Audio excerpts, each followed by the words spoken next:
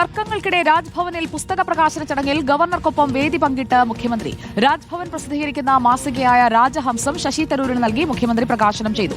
എന്നാൽ മാസികയിലെ ലേഖനത്തെ പ്രകാശന വേദിയിൽ വെച്ച് മുഖ്യമന്ത്രി പിണറായി വിജയൻ വിമർശിച്ചു. ഗവർണറുടെ അധികാരങ്ങളും സർക്കാരിന്റെ അധികാരങ്ങളും പ്രതിപാദിക്കുന്ന ലേഖനത്തെയാണ് മുഖ്യമന്ത്രി വിമർശിച്ചത്. രാജഹംസ് ആദ്യ പതിപ്പിൽ തന്നെ ആർട്ടിക്കിൾ 200 ആൻഡ് എ കോൺസ്റ്റിറ്റ്യൂഷണൽ കൊണോഡ്രം എന്ന ശീർഷകത്തിലുള്ള ഒരു ലേഖനമുണ്ട്. ഇതിൽ ഭരണഘടനയുടെ 200-ാം വകുപ്പ്, ഗവർണറുടെ അധികാരങ്ങൾ, നിയമസഭയുടെ അധികാരങ്ങൾ തുടങ്ങിയവയുമായി ബന്ധപ്പെട്ട് ലേഖകൻ പ്രകടിപ്പിക്കുന്ന അഭിപ്രായങ്ങളെല്ലാം സർക്കാരിൻ്റെ അഭിപ്രായങ്ങളാണോ എന്ന് ചോദിച്ചാൽ അല്ല എന്നതാണ് ഉത്തരം. അത് അദ്ദേഹത്തിൻ്റെ വ്യക്തിപരമായ അഭിപ്രായമാവാം. അത് വരുന്നത് രാജ്ഭവന്റെ ഔദ്യോഗിക ജേണലിലാണ് എന്നതുകൊണ്ട് ആ അഭിപ്രായങ്ങളെല്ലാം സർക്കാർ അതുപോലെ പങ്കിടുന്നുവെന്ന് ആരും കരുതേണ്ടതില്ല. ഗോപാൽ ശീലാസനൽ നമുക്കൊപ്പം. ഗോപാൽ ശീലാസനൽ, രാജഹംസ പ്രകാശനം ചെയ്തു. വേദിയിൽ ഭാരതാംബയുണ്ടായിരുന്നില്ല. നിലവിളക്ക് കൊളുത്തുന്നത് ആരാദ്യം കൊളുത്തുമെന്നൊക്കെയുള്ള ഒരു സംഭാഷണം അവിടെ നടക്കുന്നത് പോലെ ദൃശ്യങ്ങളിൽ നിന്ന് തോന്നി. എന്താണ് ഇന്ന് രാജ്ഭവനിൽ നമ്മൾ കണ്ടത്, കേട്ടത്? സുജയ, ഇന്ന് രാജ്ഭവൻ ഔദ്യോഗികമായി പുറത്തിറക്കിയ ത്രൈമാസികയായ രാജഹംസത്തിന്റെ പ്രകാശന ചടങ്ങാണ് നടന്നത്. പ്രകാശന ചടങ്ങിൽ നമ്മൾ ദൃശ്യങ്ങൾ കണ്ടതുപോലെ തന്നെ പ്രധാനപ്പെട്ട 3 വ്യക്തികൾ, ഗവർണർ രാജേന്ദ്ര വിശ്വനാഥ് അർലേക്കർ, മുഖ്യമന്ത്രി പിണറായി വിജയൻ, അതോടൊപ്പം തന്നെ പ്രകാശനം ചെയ്ത പുസ്തകം ഏറ്റുവാങ്ങിയ തിരുവനന്തപുരം ലോക്സഭാ MP ആയിട്ടുള്ള ശശി തരൂർ എന്നിവരായിരുന്നു. ഇതിൽ ആദ്യം ശശി തരൂർ MP സംസാരിച്ചു. അതിനുശേഷം നിലവിളക്ക് കൊളുത്തിയതിനു ശേഷമാണ് ഈ പ്രകാശന ചടങ്ങ് നടന്നത്. അതിൽ മുഖ്യമന്ത്രിയുടെ പ്രസംഗമായിരുന്നു ഇന്നത്തെ ഏറ്റവും പ്രധാനപ്പെട്ട ശ്രദ്ധാകേന്ദ്രമായി സൂചിപ്പിക്കേണ്ടതായിട്ടിരുന്നത്. കാരണം ആദ്യം ഇത്തരത്തിലൊരു പുസ്തകം, ത്രൈമാസികയായ രാജഹംസം പ്രകാശനം ചെയ്യാൻ കഴിഞ്ഞതിൽ തനിക്ക് സന്തോഷമുണ്ട് എന്ന് പറഞ്ഞു തുടങ്ങിയ മുഖ്യമന്ത്രി പിന്നീട് ആ പ്രസംഗത്തിന്റെ ഭാഷ ഒരു വിമർശന സ്വഭാവത്തിലേക്ക് മാറ്റുകയായിരുന്നു. അതായത് ഈ പുസ്തകത്തിന്റെ ഒരു അധ്യായത്തിൽ, ലേഖനത്തിന്റെ ഒരു അധ്യായത്തിൽ പറയുന്നത് ഗവർണറുടെയും, അതായത് അഡ്വക്കേറ്റ് ശ്രീകുമാർ, ഗവർണറുടെ ലീഗൽ അഡ്വൈസറാണ്, നിയമോപദേഷ്ടാവാണ്. അദ്ദേഹം എഴുതിയ ഒരു ലേഖനത്തിൽ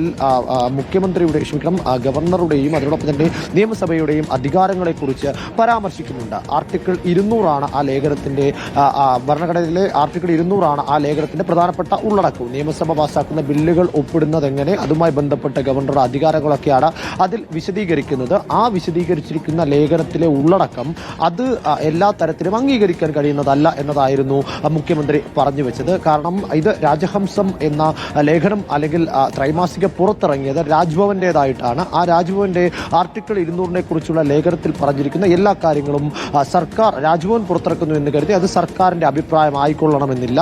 ഇതിൽ ലേഖകന്റെ വ്യക്തിപരമായ അഭിപ്രായം മാത്രമാണ് ആ ആർട്ടിക്കിളിൽ പറഞ്ഞിരിക്കുന്നത്. അതുതന്നെ വിയോജിപ്പിനുള്ള സാഹചര്യം ഒരുക്കിക്കൊണ്ടുള്ള ഇടപെടലുകൾ അത്തരത്തിൽ തന്നെ ഉണ്ടാകണം എന്ന് മുഖ്യമന്ത്രി സൂചിപ്പിക്കുകയുണ്ടായി. കൂടാതെ തന്നെ കേരളത്തിന് വലിയൊരു നവോത്ഥാന പാരമ്പര്യമുണ്ട് എന്നും അത് വിയോജിപ്പിന്റെയും വിമർശനങ്ങളുടെയും ഉൾക്കൊള്ളലുകളുടെയും പാരമ്പര്യമാണ് എന്നും അത് നടപ്പിലാക്കി തന്നെയാണ് സംസ്ഥാനത്തിന്റെ സർക്കാർ ഇത്തരത്തിൽ മുന്നോട്ട് പോയിക്കൊണ്ടിരിക്കുന്നത്. അതുകൊണ്ട് തന്നെ വിമർശനങ്ങളെയോ വിയോജിപ്പുകളെയോ ഒരു തരത്തിലും സർക്കാരിന് അലോസരപ്പെടുത്തുന്നില്ല. അതേ രീതിയിൽ തന്നെ രാജ്ഭവനും ഈ വിഷയത്തെ കാണണമെന്നും രാജ്ഭവനിൽ നടക്കുന്ന എല്ലാ സംഭവ വികാസങ്ങളെയും, എല്ലാ ചർച്ചകളെയും, എല്ലാ കൂടിക്കാഴ്ചകളെയും, സംവാദങ്ങളെയും എല്ലാം തന്നെ ഉൾക്കൊള്ളിക്കാനുള്ള ഒരു ഔചിത്യം അല്ലെങ്കിൽ അത് ഒഴിവാക്കാനുള്ള അനൗചിത്യം മാറ്റിവെച്ചുകൊണ്ടുള്ള ഒരു ഇടപെടൽ ഉണ്ടാകണം. അതിന് വരുന്ന ദിവസങ്ങളിൽ, വരുന്ന കാലഘട്ടങ്ങളിൽ രാജ്ഭവന് സാധിക്കട്ടെ എന്ന പ്രത്യാശയോടുകൂടിയാണ് മുഖ്യമന്ത്രി പിണറായി വിജയൻ ഈ പ്രസംഗം അവസാനിപ്പിച്ചത്. അതിനുശേഷമാണ് ചില ചടങ്ങ്, അതായത് കേരള സർവകലാശാലയുടെയും കുസാറ്റിന്റെയും വൈസ് ചാൻസലർമാരെ ആദരിക്കുന്നതടക്കമുള്ള ചടങ്ങുകൾക്ക് ശേഷം ഏറ്റവും അവസാനമാണ്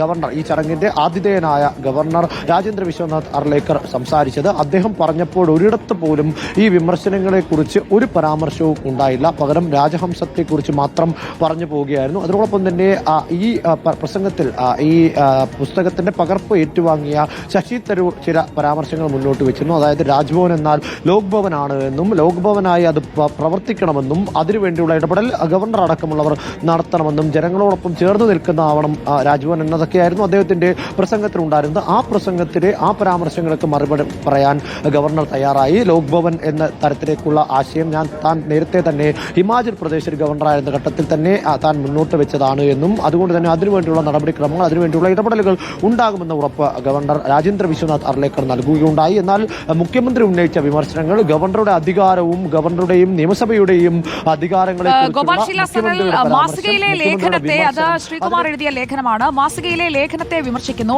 എന്നാൽ ഇരുവർക്കുമിടയിലുള്ള ആ ഒരു ഊഷ്മളത അവിടെ നമ്മൾ കാണുന്നുമുണ്ടല്ലോ. അതായത് വിഷയങ്ങളിൽ വിഷയാധിഷ്ഠിതമായ തർക്കങ്ങൾ ഉള്ളപ്പോഴും വ്യക്തിബന്ധങ്ങൾ അത് കുറച്ചുകൂടി സുദൃഢമാവുകയാണോ? എങ്ങനെയായിരുന്നു ഇരുവരുടെയും അവിടുത്തെ ഇടപെടലുകൾ? എന്താണ് ഗോപാൽ കണ്ടത്?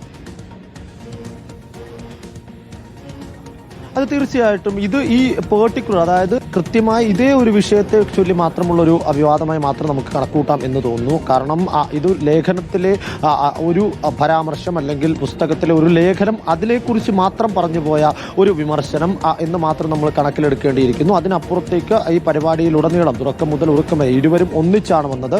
മുഖ്യമന്ത്രി പിണറായി വിജയൻ വരുന്നത് വരെ ഗവർണർ കാത്തിരുന്നു. അതിനുശേഷം ഇരുവരും വേദിയിലേക്ക് ഒന്നിച്ചാണ് എത്തിയത്. വേദിയിലിരുന്നപ്പോഴും എല്ലാം തന്നെ പരസ്പരം ഏറെ പ്രസന്നമായ മുഖഭാവത്തോടു കൂടി തന്നെ പരസ്പരം സംസാരിച്ചുകൊണ്ട് തന്നെയാണ് ഇരുവരും നേരം പങ്കിട്ടത്. മുമ്പ് നമ്മൾ കണ്ടിട്ടുണ്ട്, മുൻ ഗവർണറായിരുന്ന ആരിഫ് മുഹമ്മദ് ഖാനും മുഖ്യമന്ത്രി പിണറായി വിജയനും ഒരേ വേദിയിൽ വന്നപ്പോഴൊക്കെ ഇരുവരും മുഖം കൊടുക്കാതെ മുഖം കൂർപ്പിച്ച് വെച്ചുകൊണ്ടിരിക്കുന്നതും അത് വലിയ ചർച്ചയായതുമെല്ലാം തന്നെ നമ്മൾ കണ്ടു കഴിഞ്ഞുപോയ കാര്യങ്ങളാണ്. പക്ഷേ ഇവിടെ പരസ്പരമുള്ള വിയോജിപ്പുകൾ, പരസ്പരമുള്ള അഭിപ്രായ ഭിന്നതകളൊക്കെ നിലനിൽക്കെ തന്നെ അത് വിഷയാധിഷ്ഠിതമാണ്, അത് രാഷ്ട്രീയപരമാണ് എന്ന് നിലനിൽക്കെ തന്നെ ആ വിയോജിപ്പുകൾക്കും വിമർശനങ്ങൾക്കും വിരുദ്ധാഭിപ്രായങ്ങൾക്കും ഉള്ളിൽ നിന്നുകൊണ്ട് തന്നെ ഇരുവരും പരസ്പരം സ്നേഹത്തോടെയും ഊഷ്മളതയോടും കൂടി തന്നെയാണ് ഈ പരിപാടിയിൽ നിന്ന് പിരിഞ്ഞത് എന്ന് പറയേണ്ടിയിരിക്കുന്നു.